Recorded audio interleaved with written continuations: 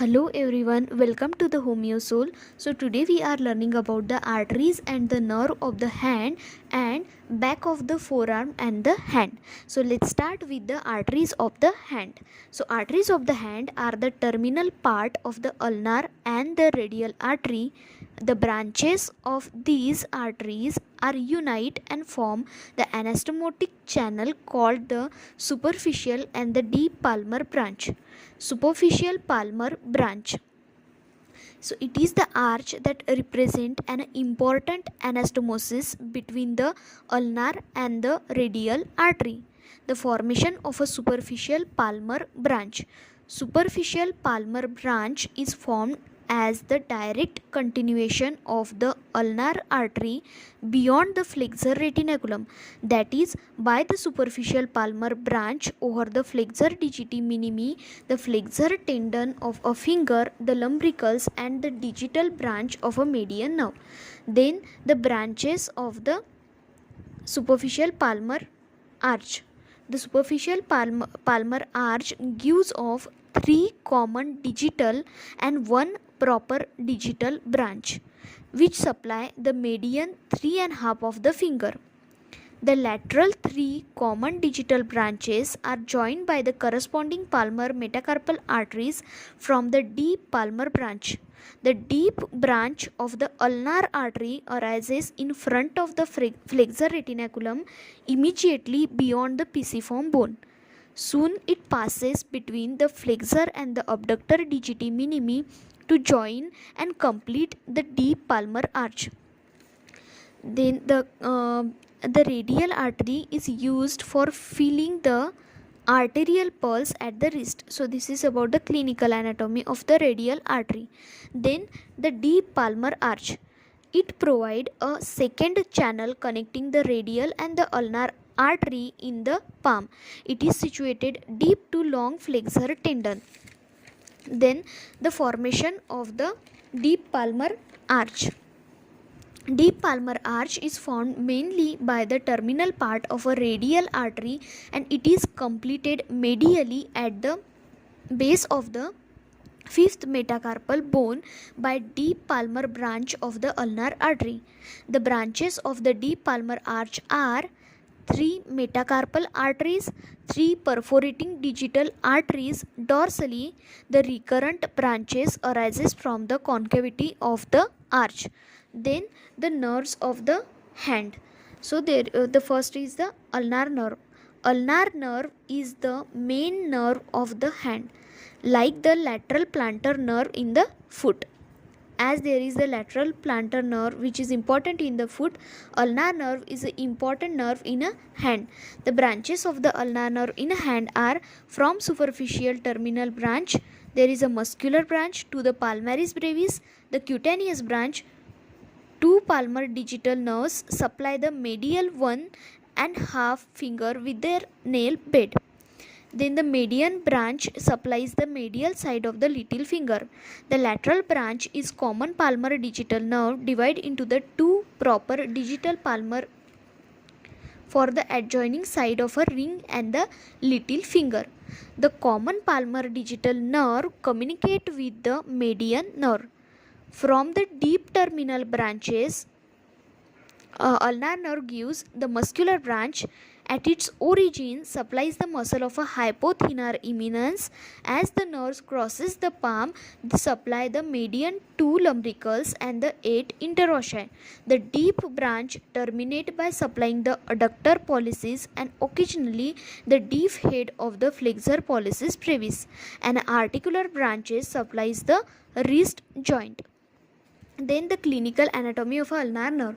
So ulnar nerve is commonly injured at the elbow joint behind the medial epicondyle or distal to the elbow, as it passes between the two heads of the flexor carpi ulnaris, that is the cubital tunnel, or at wrist in front of a flexor retinaculum. Then The ulnar nerve lesion at the wrist produces the ulnar claw hand. It is characterized by a hyperextension at the metacarpophalangeal joint and the flexion at the interphalangeal joint. The sensory loss to the median one-third of the palm and the medial and one-half finger including their nail bed. Skin area with the sensory loss is a warmer and it is a drier. The trophic changes are long-standing cases of the paralysis leading to the dry and a scaly skin. Then we will study in a detail about the median nerve. So it is an important nerve because its role in controlling the movement of a thumb, which are crucial in the mechanism of gripping by the hand. Then the course of a median nerve.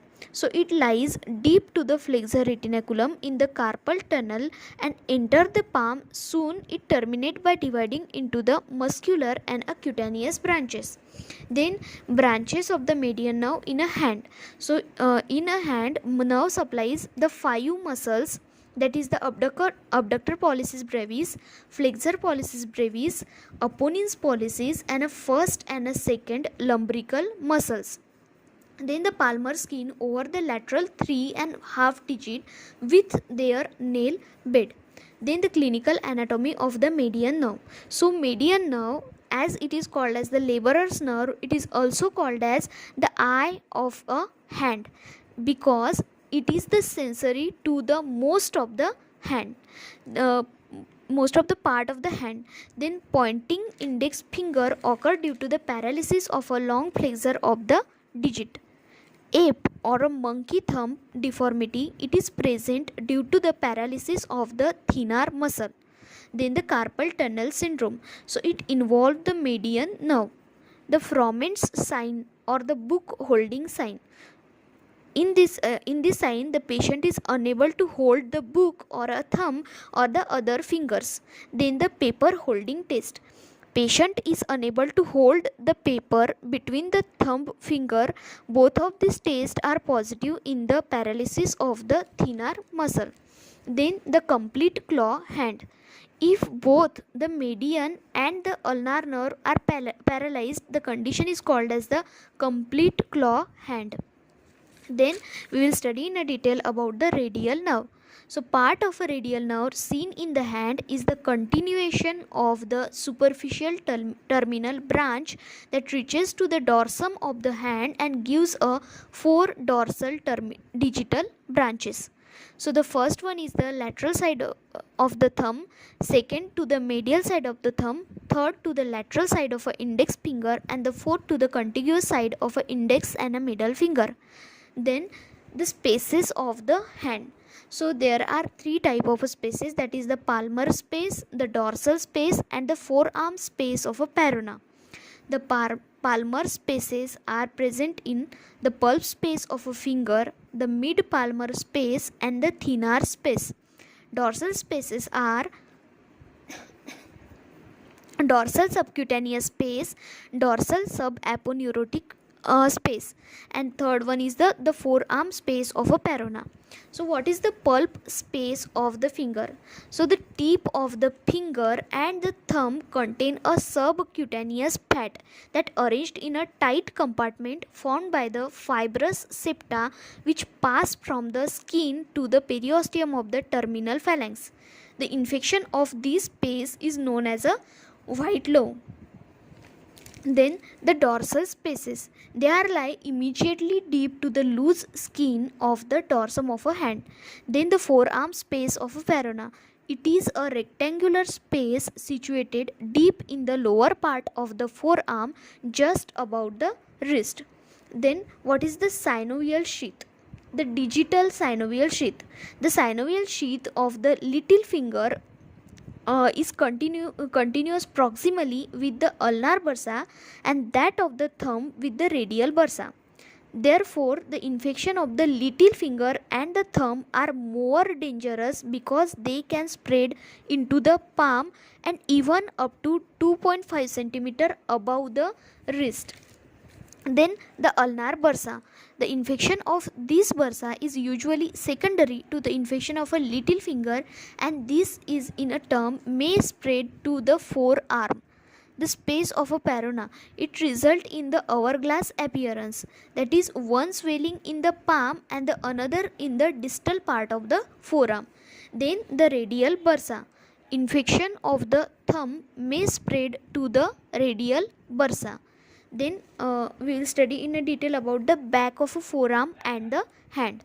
So the surface landmark of the back of a forearm are the olecranon process of a ulna, the head of the radius, posterior border of a ulna, head of the ulna, styloid process of a radius and the ulna, the dorsal tubercle of the radius, that is the Lister's tubercle, anatomical snuff box, the head of a metacarpal form the knuckle. Dorsum of the hand and the superficial muscles include the skin, which is loose and it can squeezed, and the superficial fascia that include the dorsal venous plexus, the one digital vein from index finger and the two digital vein from the thumb to form the cephalic vein.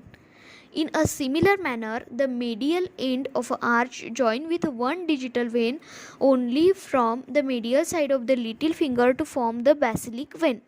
The cutaneous nerves, superficial fascia include the dorsal venous plexus, the cutaneous nerve, cutaneous nerve include the nail bed and the skin of a distal phalanges of 3.5 of the lateral nail is supplied by the median nerve and 1.5 of the median nails by the ulnar nerve. Then the dorsal carpal arch. Then after the skin and superficial fascia, there are the spaces on the dorsum of the hand, and that are dorsal subcutaneous space and the dorsal subtendinous space. Then the extensor retinaculum. Extensor retinaculum is an oblique band directed downward and medially. It is 2 cm broad vertically. Attachment of the extensor retinaculum are laterally it is attached to the lower part of the anterior border of a radius and medially to the styloid process of the ulna, triquetral and the pisiform. Compartments are, there are 6 osseofacial compartment are formed on the back of the wrist. Then the superficial muscles of the back of the hand. There are 7 superficial muscles on a back of a forearm, that are anconeus, the brachioradialis, extensor carpi radialis longus, extensor carpi radialis brevis, flexor digitorum, extensor digitorum, extensor digiti minimi, extensor carpi ulnaris. So all of these 7 muscles cross the elbow joint. Then the deep muscles are supinator, abductor pollicis longus, extensor pollicis brevis, extensor pollicis longus and the extensor indicis. Then what is the dorsal digital expansion, or it is called as the extensor expansion? It is a small triangular aponeurosis covering the dorsum of the proximal phalanx.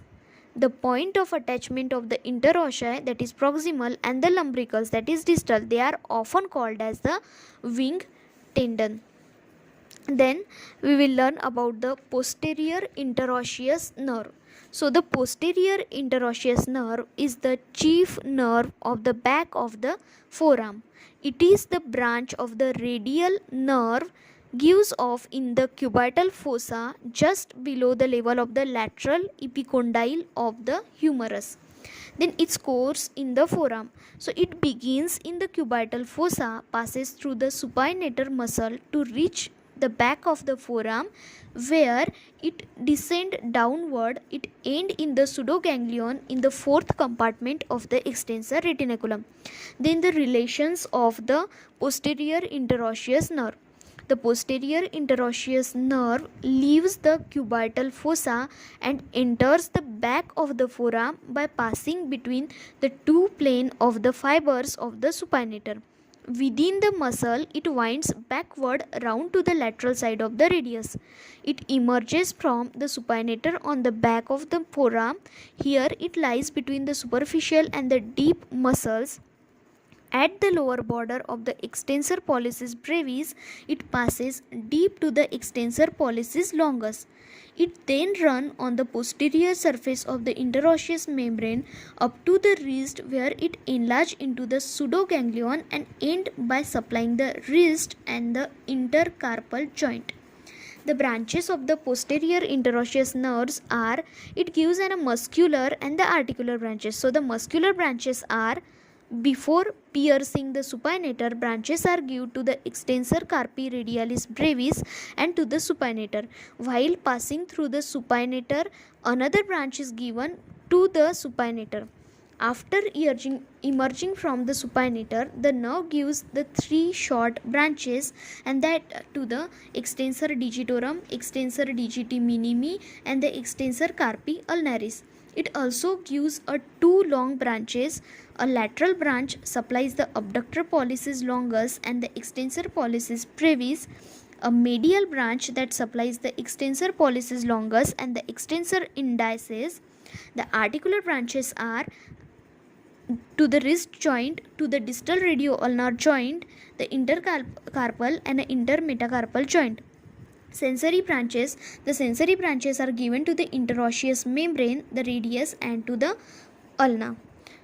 Then the posterior interosseous artery. So posterior interosseous artery is the smaller terminal branch of the common interosseous that gives off in the cubital fossa again. So it enters the back of the forearm and lies in between the muscles there. It terminates by anastomosing with the anterior interosseous artery.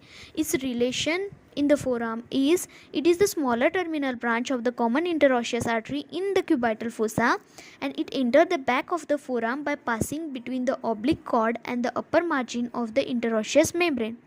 Then it appears on the back of the forearm in the interval between the supinator and the abductor pollicis longus, and therefore accompany the posterior interosseous nerve. At the lower border of the extensor indicis, the artery becomes markedly reduced and ends by anastomosing with the anterior interosseous artery, which reaches the posterior compartment by piercing the interosseous membrane at the upper border of the pronator quadratus. Thus, into its lower 1/4, the back of the forearm is supplied by the anterior interosseous artery.